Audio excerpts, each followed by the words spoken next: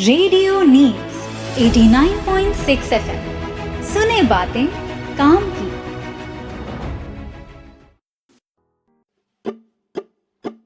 सुने बातें काम की, हर आवाज में उम्मीद मिलकर होगी सबकी जीत। सबके साथ है रेडियो नीड्स, सुने बातें काम की, हर आवाज में उम्मीद मिलकर होगी सबकी जीत। सबके साथ है रेडियो नीड्स, हर महिला की ताकत, हर बच्चे का है हक। मिलकर करे आओ नए सपनों को सच, माँ का प्यार है, बेटी की मुस्कान भी, सुनो उनकी कहानी, उनकी ही जुबानी। रेडियो नीड्स 89.6 सुनो बातें काम की। रेडियो नीड्स है सबके साथ, मिलेगी मदद हर एक बार। रेडियो नीड्स 89.6 सुनो बातें काम की। रेडियो नीड्स है सबके साथ, मिलेगी मदद हर एक बार। सुनो रेडियो नीड्स का है रंग, काम की बातें मिले नई उमंग। सुनो रेडियो नीड्स का है रंग, काम की बातें मिले नई उमंग। जहाँ हर एक बात हो सही और जरूरी, किसी की भी कहानी ना रहे अधूरी।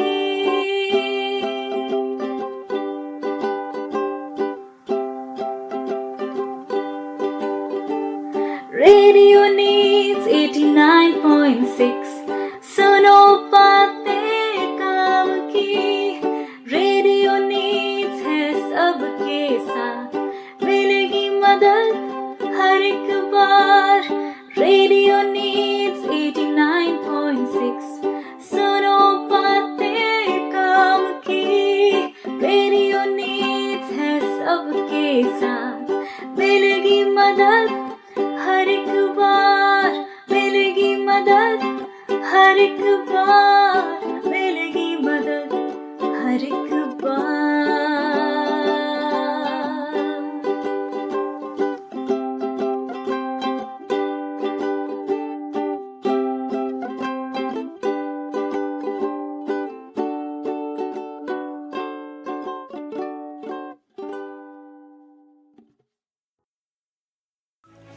रेडियो नीड्स 89.6 FM सुने बातें काम की। नमस्कार, आप सुन रहे हैं रेडियो नीड्स 89.6 FM सुने बातें काम की, और मैं हूं आपका दोस्त, आपका होस्ट आरजे विक्रम। आज हम एक बहुत ही गंभीर और चिंताजनक विषय पर चर्चा करने जा रहे हैं, जो है कुपोषण। क्या आप जानते हैं कि आज भी हमारे देश में लाखों बच्चे और वयस्क कुपोषण का शिकार हैं, और पर्याप्त पोषण, असंतुलित आहार और गरीबी कुपोषण के कुछ महत्वपूर्ण कारण हैं, जो न केवल शारीरिक विकास को प्रभावित करते हैं बल्कि मानसिक और संज्ञानात्मक विकास पर भी नकारात्मक प्रभाव डालते हैं। आइए कुछ जान लेते हैं कि कुपोषण के कारण क्या हैं। पहला है संतुलित आहार की कमी, यानी शरीर को आवश्यक पोषक तत्व न मिलना। अगला है गरीबी और खाद्य असुरक्षा, यानी भोजन की उपलब्धता और गुणवत्ता का अभाव। अगला है अज्ञानता, यानी सही पोषण और संतुलित आहार के प्रति जागरूकता की कमी। अगला है संक्रामक बीमारियां, यानी शरीर की पोषण तत्वों को ग्रहण करने की क्षमता कम हो जाती है। आइए समझते हैं कि कुपोषण के दुष्प्रभाव क्या है। पहला है बच्चों की शारीरिक और मानसिक वृद्धि में बाधा। अगला है रोग प्रतिरोधक क्षमता में कमी, गर्भवती महिलाओं और नवजात शिशुओं के स्वास्थ्य पर बुरा असर, कमजोर और कार्य क्षमता में गिरावट। तो सवाल वही है, क्या हम कुपोषण को रोक सकते हैं? बिल्कुल। अगर हम अपने अधिकारों और जिम्मेदारियों को समझें और सही कदम उठाएं तो कुपोषण को समाप्त किया जा सकता है। कुछ बिंदुओं से समझते हैं कि कुपोषण को कैसे समाप्त किया जा सकता है। पहला है संतुलित आहार का सेवन करें, यानी हरी सब्जियां, फल, दालें, दूध और प्रोटीन युक्त भोजन को अपने आहार में शामिल करें। सरकारी योजनाओं का लाभ उठाएं, यानी मिड डे मील योजना, आंगनवाड़ी सेवाएं, पोषण अभियान जैसी योजनाएं कुपोषण को रोकने के लिए चलाई जा रही है। अगला है बच्चों और महिलाओं के पोषण पर विशेष ध्यान दें, यानी गर्भवती और स्तनपान कराने वाली माताओं को उचित पोषण देना बेहद जरूरी है। अगला है समाज में जागरूकता फैलाएं, सही पोषण की जानकारी अपने आसपास के लोगों तक पहुंचाएं। लेकिन सबसे महत्वपूर्ण सवाल यह है, क्या हम कुपोषण के खिलाफ अपनी भूमिका निभा रहे हैं? अगर हम एक स्वस्थ समाज चाहते हैं तो हमें कुपोषण को हराने के लिए मिलकर प्रयास करना होगा। इन्हीं महत्वपूर्ण मुद्दों पर विस्तार से चर्चा करने के लिए हमारे साथ जुड़ रही हैं आरजे मेधा, जो हमें कुपोषण से बचाव और पोषण संबंधित जागरूकता के बारे में जानकारी देंगे। तो बने रहिए रेडियो नीड्स 89.6 FM के साथ और सुनते रहिए कुपोषण एक गंभीर चुनौती।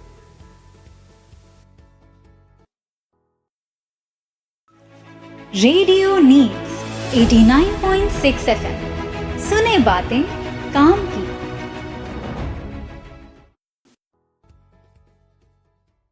नमस्कार साथियों, स्वागत है आपका रेडियो नीड्स 89.6 FM सुने बातें काम की विथ योर होस्ट एंड दोस्त मेधा। स्वागत है आपका एक खास शैक्षिक श्रृंखला में। हर सवाल का जवाब, हर बात समझाने का नया अंदाज। जैसा कि आप जानते हैं कि हमने इस पॉडकास्ट के एपिसोड्स के थ्रू बाल कल्याण से जुड़े प्रत्येक पहलू को क्रमबद्ध तरीके से और विस्तार में कवर किया है। हमारे इन एपिसोड्स में विशेषज्ञों की राय, जमीनी हकीकत, सरकारी योजनाओं का विश्लेषण तथा प्रेरणादायक कहानियां शामिल हैं जो आपको इस मुद्दे को बेहतर ढंग से समझने और इसके समाधान में योगदान देने में मदद करेगी। यहाँ हम उन विषयों पर चर्चा करते हैं जो आपकी रोजमर्रा की जिंदगी से जुड़ा होता है। यहाँ ज्ञान केवल किताबी नहीं होता, बल्कि ऐसा जो आपको हर दिन कुछ नया सोचने और सीखने के लिए मजबूर कर दे और आपके आसपास होने वाले किसी भी अन्याय के खिलाफ आवाज उठाने के लिए आपको सशक्त बनाए। तो आप ये सुनिश्चित करें कि आप जागरूक रहे, जागरूकता फैलाएं और इस आंदोलन का हिस्सा बने, क्योंकि एक सुरक्षित और समृद्ध भविष्य के लिए बच्चों की भलाई हमारी प्राथमिकता होनी चाहिए। आज का विषय है कुपोषण यानी मैल न्यूट्रिशन। भारत और विश्व के कई देशों में यह एक गंभीर समस्या है। यह एक ऐसी स्थिति है जिसमें शरीर को आवश्यक पोषण तत्व नहीं मिलते, जिससे शारीरिक और मानसिक विकास बाधित हो जाता है। भारत में विशेष रूप से बच्चे और महिलाओं में कुपोषण की दर चिंताजनक है। सरकार ने इस समस्या से निपटने के लिए कई योजनाएं चलाई हैं, लेकिन अभी भी व्यापक सुधार की आवश्यकता है। इस एपिसोड में हम कुपोषण के कारण जानेंगे, कुपोषण क्या है, उसके प्रभाव क्या है, कुछ समाधान और सरकार की योजनाओं पर विस्तार से चर्चा करेंगे। तो चलिए इस एपिसोड को शुरू करते हैं। कुपोषण क्या है? कुपोषण का अर्थ शरीर में आवश्यक पोषक तत्वों की कमी या असंतुलन से है। यह दो प्रकार के हो सकते हैं। पहला, अल्प पोषण यानी अंडर न्यूट्रिशन, जब शरीर को आवश्यक मात्रा में भोजन और पोषक तत्व नहीं मिले। इसके कारण कमजोरी, बौद्धिक विकास में बाधा और रोग प्रतिरोधक क्षमता में कमी होती है। छोटे बच्चों और गर्भवती महिलाओं में यह समस्या अधिक पाई जाती है। दूसरा है ओवर न्यूट्रिशन यानी अधिक पोषण, जब शरीर को आवश्यक से अधिक वसा, शर्करा और कैलोरी मिलती है। इसके कारण मोटापा, मधुमेह, हृदय रोग जैसी समस्याएं उत्पन्न होती हैं। शहरी क्षेत्रों में यह समस्या अधिक देखी जाती है। कुपोषण का मुख्य कारण असंतुलित आहार और जागरूकता की कमी है। भारत में कुपोषण एक गंभीर सार्वजनिक स्वास्थ्य समस्या है। यूनिसेफ और राष्ट्रीय परिवार स्वास्थ्य सर्वेक्षण NFHS की रिपोर्ट के अनुसार भारत में हर तीसरा बच्चा कुपोषण का शिकार है। 5 वर्ष से कम उम्र के लगभग 35% बच्चे अविकसित यानी स्टंटेड हैं। 17% बच्चे अत्यधिक कमजोर यानी वेस्टेड हैं। अनीमिया, जिसे रक्त की कमी कहते हैं, उससे प्रभावित महिलाओं की संख्या बहुत अधिक है और कुपोषण ग्रामीण क्षेत्रों और गरीब वर्गों में अधिक प्रचलित है। इस समस्या का समाधान खोजने के लिए गहराई से इसके कारणों को समझना अति आवश्यक है। अगर हम देखें कुपोषण के कारण क्या है, तो पहला है गरीबी और खाद्य असुरक्षा। आर्थिक असमानता के कारण जो गरीब परिवार होते हैं वह पौष्टिक भोजन खरीदने में असमर्थ होते हैं। उनके पास कैपेबिलिटी नहीं होती है कि वो न्यूट्रिशियस मील अफोर्ड कर पाए। विशेष रूप से ग्रामीण क्षेत्रों में संतुलित आहार की कमी रहती है। ये ज़्यादातर देखा जाता है रूरल हाउसहोल्ड्स में। कई माता पिता को यह भी नहीं पता होता कि बच्चों और गर्भवती महिलाओं के लिए कौन से पोषक तत्व आवश्यक हैं, कौन से न्यूट्रिएंट्स वैल्यूएबल होते हैं। गलत खान पान की आदतें भी कुपोषण को बढ़ावा देती है। भारत में कई लोग केवल कार्बोहाइड्रेट्स युक्त भोजन, चावल, रोटी खाते हैं और प्रोटीन, विटामिन तथा खनिजों का सेवन नहीं करते। हरी सब्जियां, फूल, दूध और अंडे जैसे पोषक चीजें कई लोगों की थाली से गायब रहती है।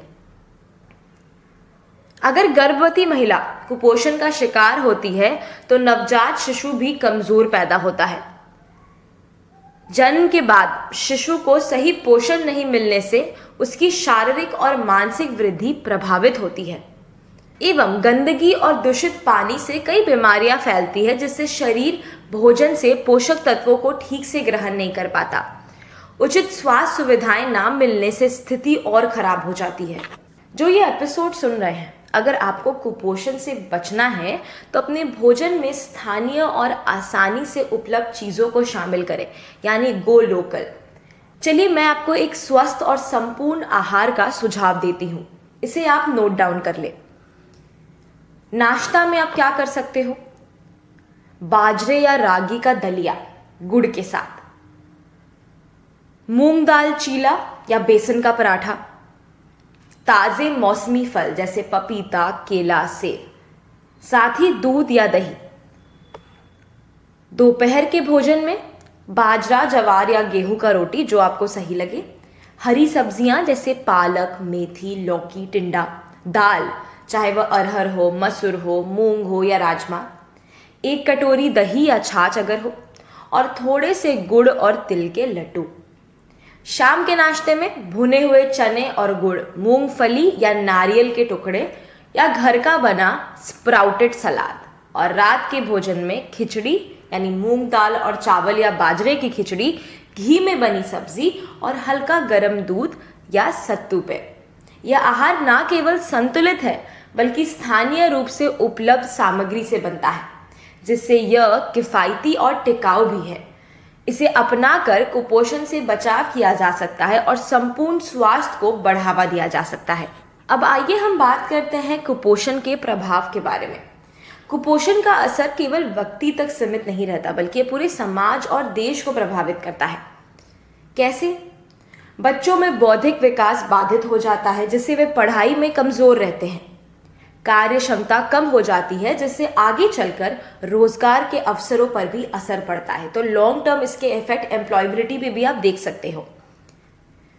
कुपोषित लोग जल्दी बीमार पड़ते हैं और उनकी रोग प्रतिरोधक क्षमता कम होती है। टीबी, डायरिया और श्वसन संबंधी बीमारियां अधिक होती है।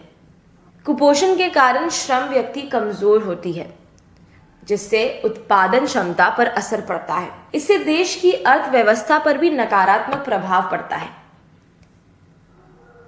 अब सरकार ने कुपोषण को रोकने के लिए कई योजनाएं चलाई हैं, आइए उसे देखते हैं। तो भारत सरकार ने कुपोषण को रोकने और समग्र पोषण स्तर को सुधारने के लिए कई योजनाएं लागू की हैं।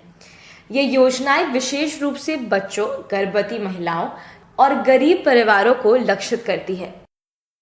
पहला इसमें आता है पोषण अभियान यानी राष्ट्रीय पोषण मिशन। यह 2018 में शुरू किया गया एक व्यापक मिशन है जिसका उद्देश्य बच्चों, किशोरियों, गर्भवती महिलाओं और छात्री माताओं में पोषण स्तर को सुधारना है। इसके प्रमुख पहलू कुछ ऐसे हैं।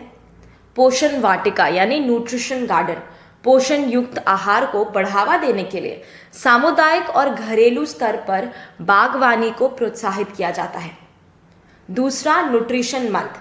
प्रत्येक वर्ष सितंबर में पोषण माह मनाया जाता है जिसमें जागरूकता अभियान, पोषण कार्यशालाएं और आहार सुधार संबंधी कार्यक्रम आयोजित किए जाते हैं। इसके बाद है मध्याह्न भोजन योजना यानी मिड डे मील स्कीम। यह योजना सरकारी और सहायता प्राप्त स्कूलों में पढ़ने वाले बच्चों को दोपहर का पौष्टिक भोजन उपलब्ध कराने के लिए शुरू की गई थी। इसका उद्देश्य न केवल बच्चों को पोषण प्रदान करना है बल्कि स्कूल छोड़ने की दर को भी कम करना है। इस योजना के अंतर्गत भोजन में आवश्यक पोषक तत्वों को शामिल किया जाता है ताकि बच्चों के मानसिक और शारीरिक विकास में सहायता मिल सके। फिर है एकीकृत बाल विकास सेवा यानी ICDS।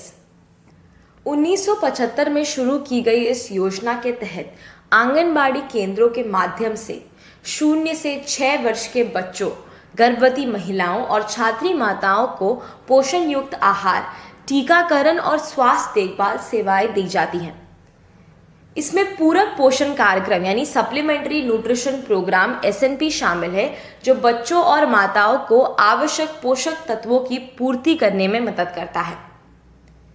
इसके बाद आता है प्रधानमंत्री मातृ वंदना योजना PMMVY। यह योजना गर्भवती और महिलाओं को आर्थिक सहायता प्रदान करने के लिए चलाई जाती है जिससे वे उचित पोषण और स्वास्थ्य सेवाएं प्राप्त कर सके। पहली बार मां बनने वाली महिलाओं को 5,000 तक की वित्तीय सहायता दी जाती है जो 3 किश्तों में मिलती है। इस योजना का उद्देश्य मातृ एवं शिशु मृत्यु दर को कम करना है और नवजात शिशुओं के स्वस्थ विकास को सुनिश्चित करना है। चर्चाएं आगे जारी रहेंगी, तब तक आप बनी रहे हमारे साथ रेडियो नीड्स 89.6 FM सुने बातें काम की। रेडियो नीड्स 89.6 FM सुने बातें काम की।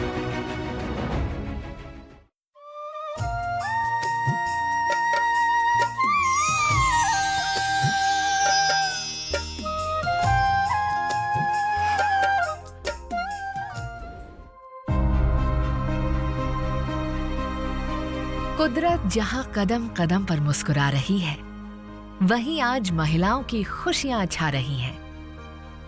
झारखंड का चतरा जिला अपने प्राकृतिक सौंदर्य के लिए जाना जाता है।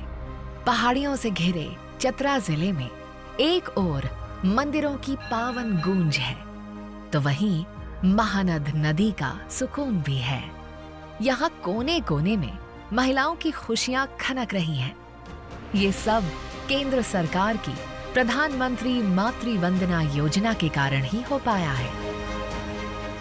प्रधानमंत्री मातृ वंदना योजना केंद्र सरकार की बहुत ही लाभकारी योजना है। इस योजना का लाभ क्षेत्र के प्रत्येक आंगनबाड़ी केंद्र पर प्रथम गर्भवती जो है उन्हें नामांकित कर दिया जा रहा है। झारखंड में रहने वाली प्रीति देवी को भी इस योजना से लाभ मिला। ये एक किसान है और इनकी आलू की खेती है। फसल बर्बाद हो जाने के बाद इनको इस योजना से बहुत लाभ मिला। आइए लाभार्थी प्रीति देवी से मिलते हैं। मातृ वंदना योजना के बारे में मुझे आंगनबाड़ी सेविका दीदी के द्वारा पता चला, जिसके बाद मैं पंजीकृत करवाई तो मुझे 5,000 आर्थिक सहायता के रूप में प्राप्त मिली, जिससे मैं अपने खान पान पे भी ध्यान दे पाई और उससे मेरा बच्चा भी स्वस्थ है और हम भी स्वस्थ हैं। इस योजना के अंतर्गत नियमित रूप से जांच हुआ। हमारी सरकार की सर्वोच्च प्राथमिकता है महिलाओं के जीवन को आसान बनाना। उनके जीवन से कठिनाइयों को कम करना, विशेष रूप से मातृत्व के पहले 1000 दिनों में।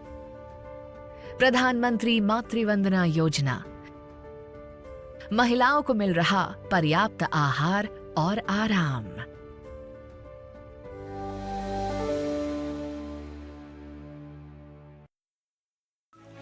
रेडियो नीड्स 89.6 FM, सुने बातें काम की। माँ, अब तो 6 महीने का हो गया हूँ माँ, कुछ मजेदार खाने को दो ना। ओले ओले ओले, चल तेरा हाफ हैप्पी बर्थडे मनाते हैं, खिचड़ी तुझे खिलाते हैं। अरे सभा लगी है, ध्यान से सुनना, आंखें कान खोल के सुनना, कुपोषण से ना जूझे मुन्ना। सभा लगी है, ध्यान से सुनना, सभा लगी है, सभा लगी है, सभा लगी है। 6 महीने के शिशु को दूध के साथ साथ पौष्टिक खाना भी चाहिए, जैसे गाढ़ी दाल के साथ चावल, हरी सब्जियां, खिचड़ी, पीले और नारंगी फल और सब्जियां, दही, घी और तेल। नन्हे मुन्ने करेंगे नखरे, माँ से कहना धीरज रखे, धीरज रखे, धीरज रखे, माँ से कहना धीरज रखे। शुरू में 3 से 4 चम्मच खिलाएं, धीरे धीरे मात्रा बढ़ाएं। 1 कटोरी दिन में 2 बार खिलाएं। 7 से 8 महीने के बच्चे को 2 कटोरी, 9 से 11 महीने के बच्चे को 3 कटोरी और 12 से 24 महीने के बच्चे को 4 से 5 कटोरी खिलाएं। रोते हैं, उगलते हैं, नचाते हैं, दौड़ाते हैं, खाना देखकर ये मुंह बनाते हैं। आप ही बताएं, फिर क्या करें? अरे बच्चे की भूख के इशारे समझो, खेल कूद से बहला फुसला के खाना खिलाओ, घर के सदस्य की मदद से बच्चे को बहला के खिलाओ। पहले दूध पिलाओ, फिर खाना खिलाओ, और जब बच्चा बीमार पड़ जाए, खाना ना खाए, तब उन्हें ज्यादा से ज्यादा मात्रा में माँ का दूध पिलाएं, और जब बच्चा ठीक हो जाए तो उसे 1 कटोरी खाना ज्यादा खिलाएं, ताकि बच्चा फिर से हट्टा कट्टा तंदुरुस्त हो जाए। तभी तो सभा लगी है, ध्यान से सुनना, आंखें कान खोल के सुनना, कुपोषण से ना जूझे मुन्ना। सभा लगी है, ध्यान से सुनना, सभा लगी है, सभा लगी है, सभा लगी है।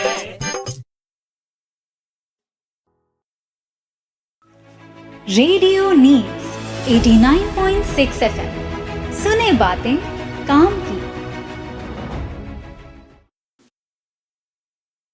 नमस्कार साथियों, आप सुन रहे हैं रेडियो नीड्स 89.6 FM, सुने बातें काम की, और मैं हूं आपकी आरजे मेधा।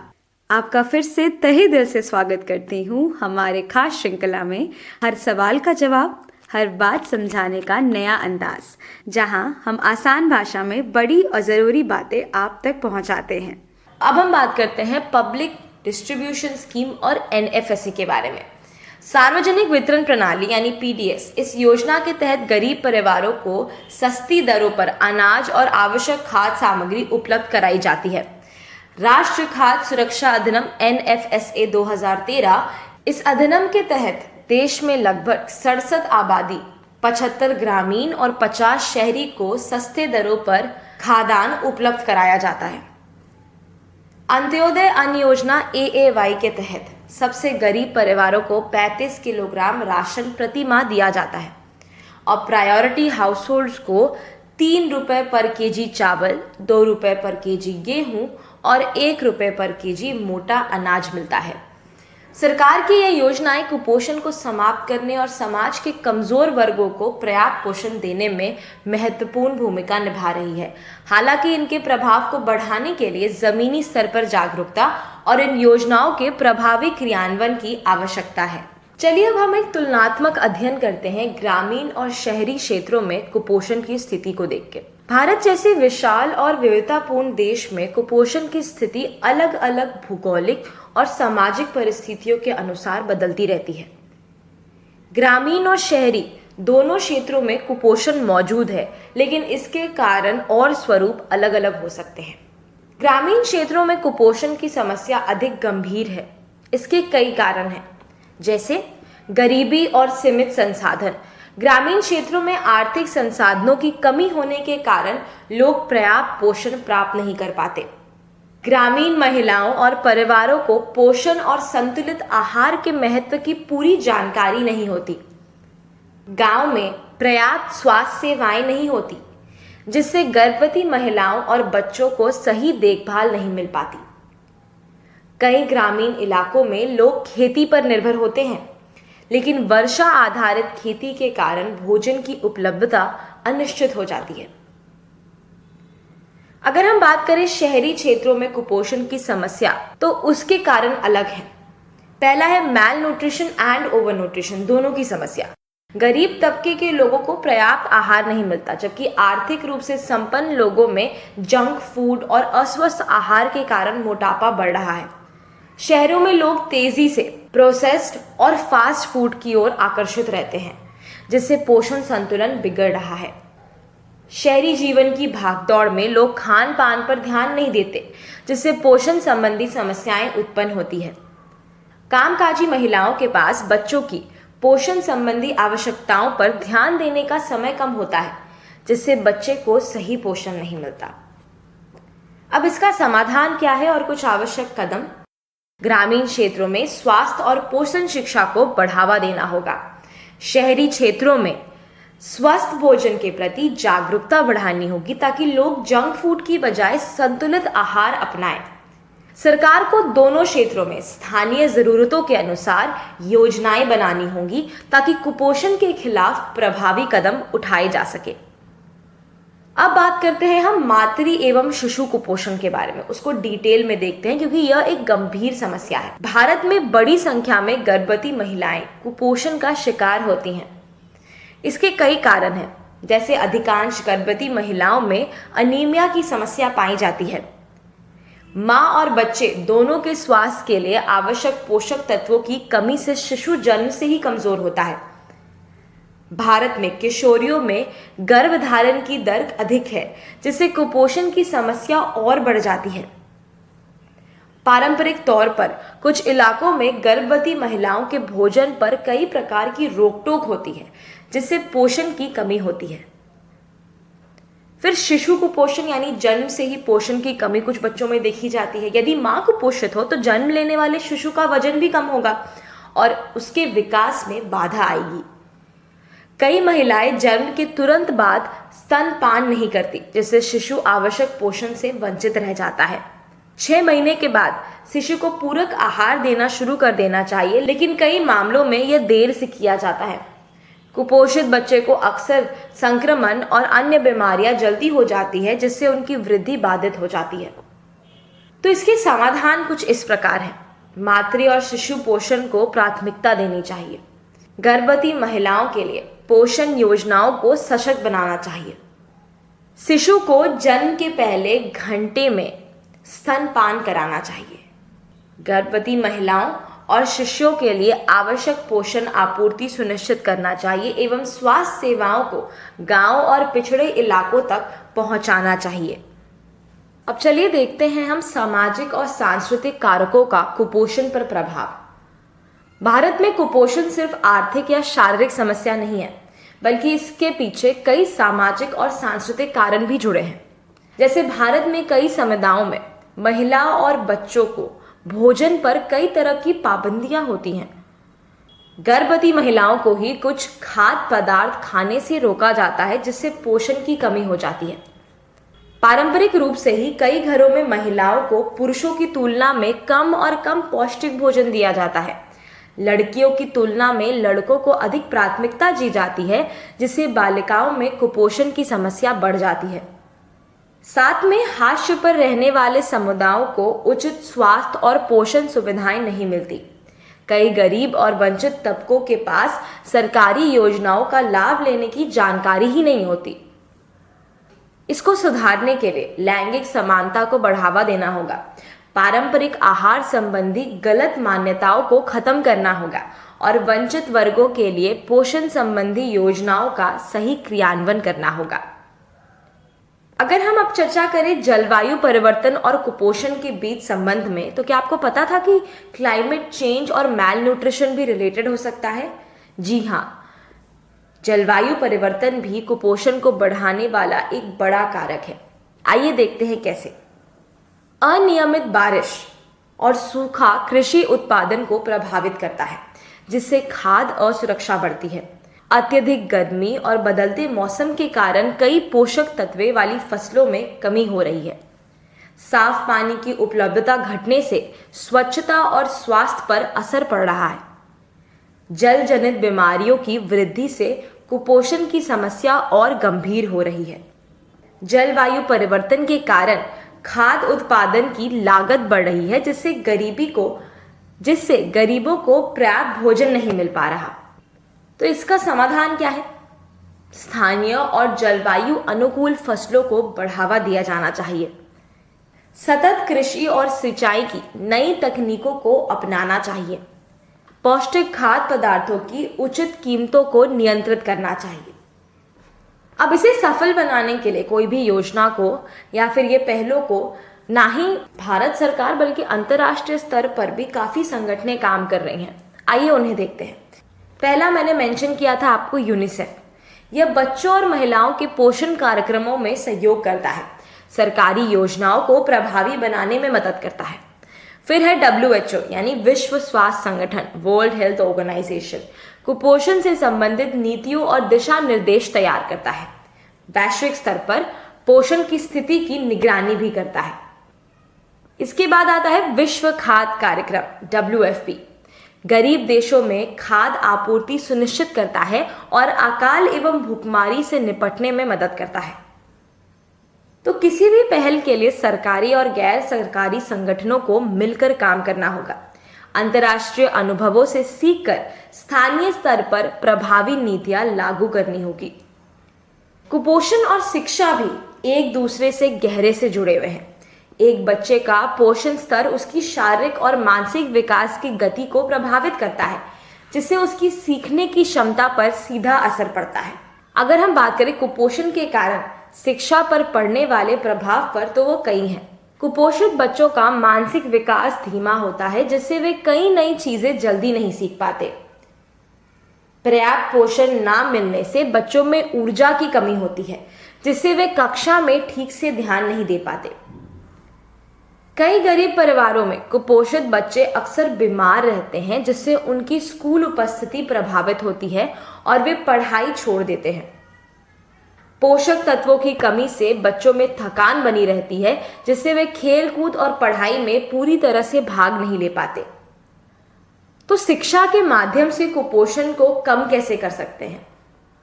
पहला, स्कूलों में बच्चों और अभिभावकों को संतुलित आहार के बारे में जागरूक करना जरूरी है। सरकारी स्कूलों में पोषण युक्त भोजन देकर बच्चों की स्वास्थ्य और शिक्षा को बेहतर बनाया जा सकता है। पढ़ी लिखी महिलाएं अपने बच्चों के पोषण पर ध्यान देती हैं, जिससे आने वाली पीढ़ियों में कुपोषण की कमी हो सकती है। नियमित रूप से बच्चों की स्वास्थ्य स्थिति की जांच करके समय पर उचित उपाय किए जा सकते हैं। क्योंकि हमने सरकारी योजनाओं के बारे में बात कर लिया, पर उसके अलावा समाज की भी भागीदारी कुपोषण के समाधान में महत्वपूर्ण भूमिका निभाती है। आंगनवाड़ी केंद्र गांवों और कस्बों में बच्चों और गर्भवती महिलाओं को पूरक पोषण और स्वास्थ्य सेवाएं प्रदान करते हैं। स्थानीय गैर सरकारी संगठन और स्वयंसेवक समुदाय को पोषण के प्रति जागरूक करते हैं। पंचायतें भी गांवों में पोषण योजना लागू करने में मदद करते हैं। ग्राम सभाओं के माध्यम से लोगों को संतुलित आहार के महत्व को समझाया जा सकता है। रेडियो, टेलीविजन, सोशल मीडिया और अखबारों के माध्यम से भी लोगों को कुपोषण के खतरों और सही आहार के बारे में जागरूक किया जा सकता है। विभिन्न स्वास्थ्य और पोषण संबंधी कार्यक्रमों के माध्यम से आम जनता तक सही जानकारी पहुंचाई जा सकती है, जो हम अभी कर रहे हैं। बड़ी कंपनियां अपने सामाजिक उत्तरदायित्व के तहत पोषण संबंधी कार्यक्रमों को समर्थन दे सकती है एवं कॉरपोरेट संस्थाएं स्कूलों और ग्रामीण क्षेत्रों में पोषण संबंधी सुविधाओं को मजबूत कर सकती है। चलिए देखते हैं कुपोषण से निपटने के लिए भविष्य की रणनीतियां। कुपोषण को जड़ से समाप्त करने के लिए दीर्घकालिक और ठोस कदम उठाने की जरूरत है। जैसे किसानों को पोषक तत्वों से भरपूर फसलें उगाने के लिए प्रोत्साहित करना चाहिए। जैविक और स्थानीय खाद्य पदार्थों की उपलब्धता बढ़ाई जानी चाहिए। गर्भवती महिलाओं और बच्चों के लिए विशेष स्वास्थ्य कार्यक्रम चलाए जाने चाहिए। स्तनपान को बढ़ावा देने के लिए सामुदायिक स्तर पर प्रशिक्षण कार्यक्रम होने चाहिए। स्कूलों में पोषण शिक्षा को एक अनिवार्य विषय के रूप में शामिल करना चाहिए। अभिभावकों को सही पोषण संबंधी जानकारी देने के लिए नियमित कार्यशालाएं आयोजित की जानी चाहिए। मोबाइल एप्लीकेशन और ऑनलाइन प्लेटफॉर्म के माध्यम से पोषण से जुड़ी जानकारी को जन जन तक पहुंचाया जाना चाहिए।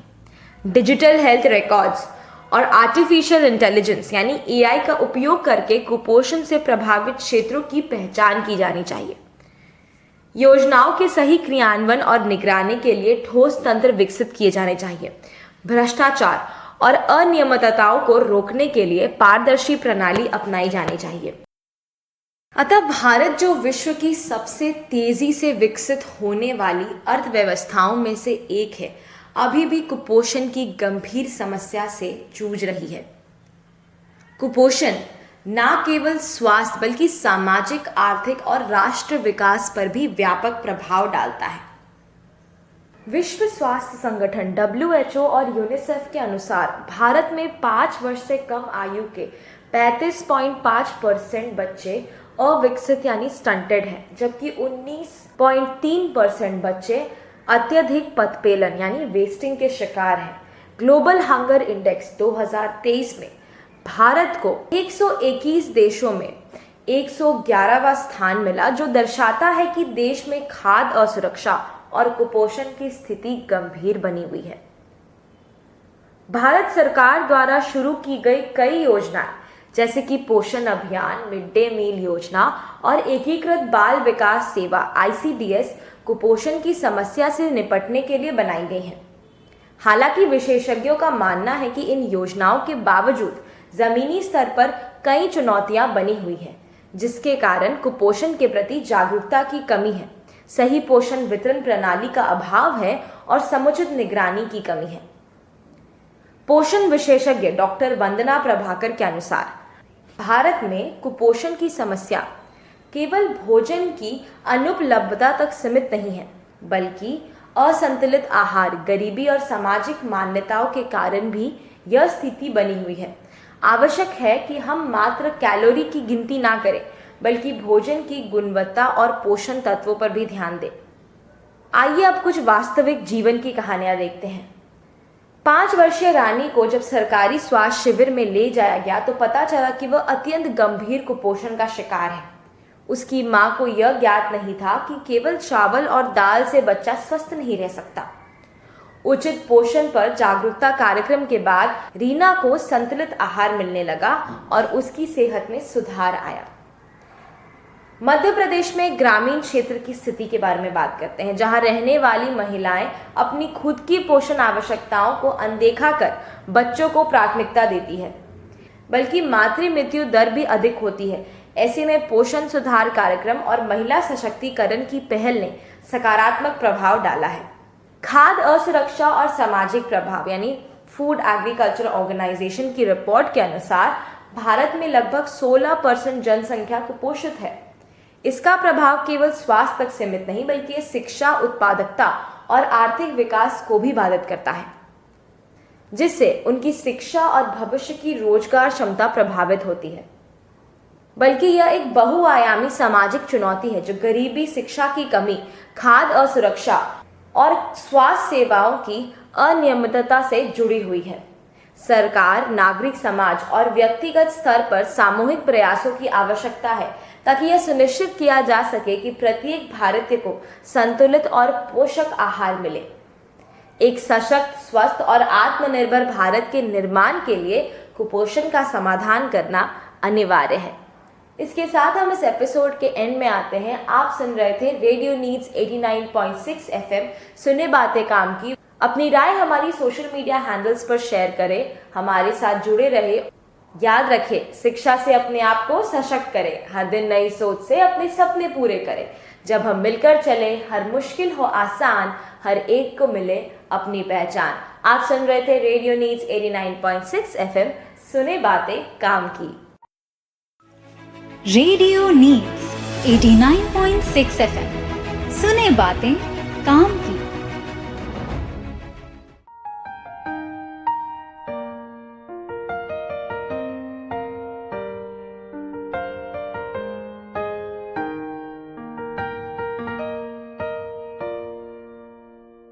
अम्मा को चूल्हा जलाने की चिंता, बाबा को पैसे जुटाने की चिंता।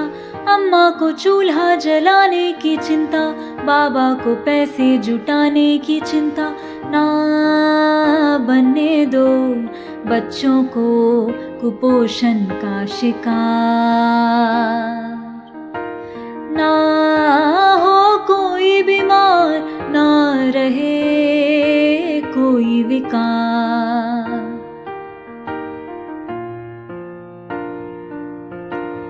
सरकार को जरूरी है ये समझना, खाने से ही दूर होगी सारी समस्या।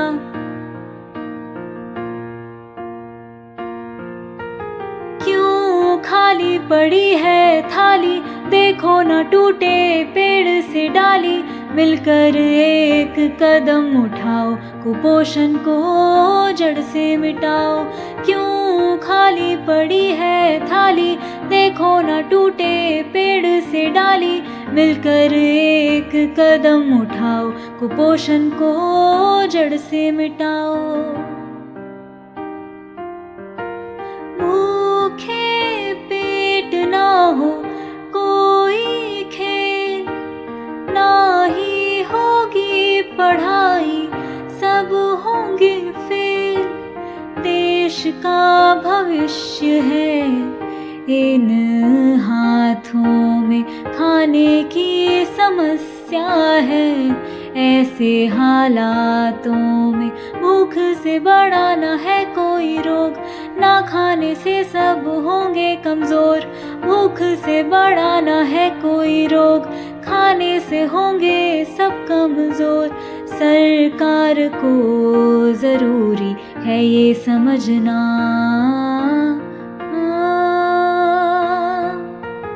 क्यों खाली पड़ी है थाली, देखो न टूटे पेड़ से डाली। मिलकर एक कदम उठाओ, कुपोषण को जड़ से मिटाओ।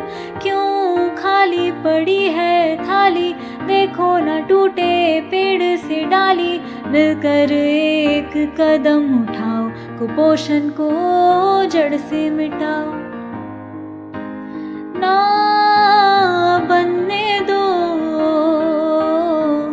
बच्चों को कुपोषण का शिकार, ना हो कोई बीमार, ना रहे कोई विकार। क्यों खाली पड़ी है थाली, देखो न टूटे पेड़ से डाली। मिलकर एक कदम उठाओ, कुपोषण को जड़ से मिटाओ। क्यों खाली पड़ी है थाली, देखो न टूटे पेड़ से डाली। मिलकर एक कदम उठाओ, कुपोषण को जड़ से मिटाओ।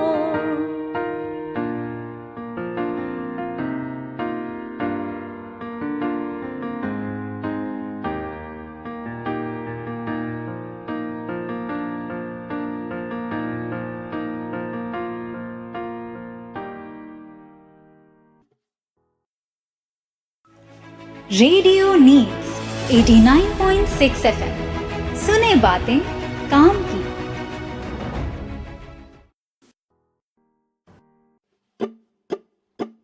सुने बातें काम की, हर आवाज में उम्मीद। मिलकर होगी सबकी जीत, सबके साथ है रेडियो नीड्स। सुने बातें काम की, हर आवाज में उम्मीद।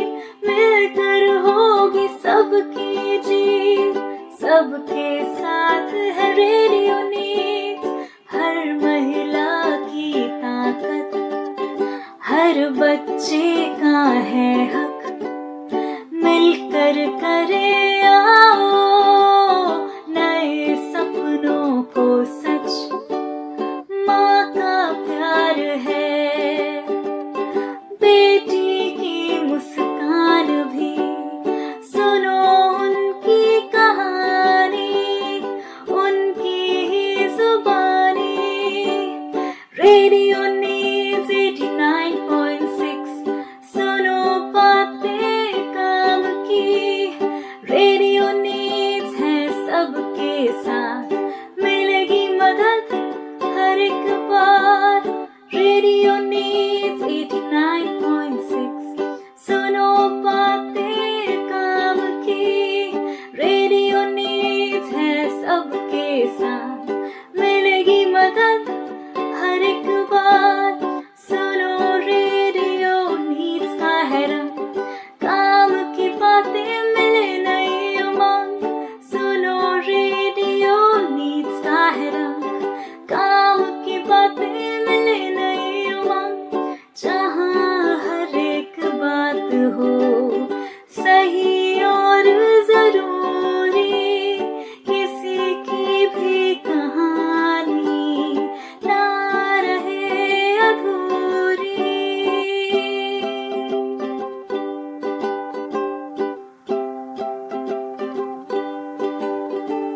रेडियो न्यूज़ 89.6 सुनो बातें काम की। रेडियो न्यूज़ है सबके साथ, मिलेगी मदद हर एक बार। रेडियो न्यूज़ 89.6 सुनो बातें काम की। रेडियो न्यूज़ है सबके साथ, मिलेगी मदद हर एक बार, मिलेगी मदद हर एक बार, मिलेगी मदद हर एक बार।